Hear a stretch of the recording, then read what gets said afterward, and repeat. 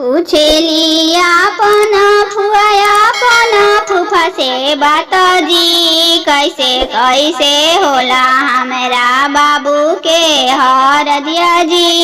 कैसे कैसे होला हमरा बाबू के हर हाथे अमल पलो ढकनी हरदिया जी, ढकनी हरदिया जी, पलो से उठा के हरदी सिर पर चढ़ायो जी, पलो से उठा के हरदी सिर पर चढ़ायो जी।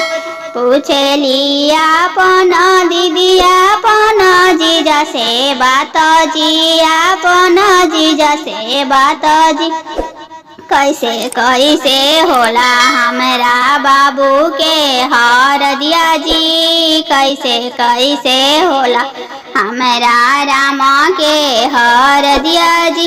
हाथे अमल पलो ढकनी हरदिया जी, ढकनी हरदिया जी, पलो से उठा के हरदी सिर पर चढ़ायो जी, पलो से उठा के हरदी सिर पर चढ़ायो जी।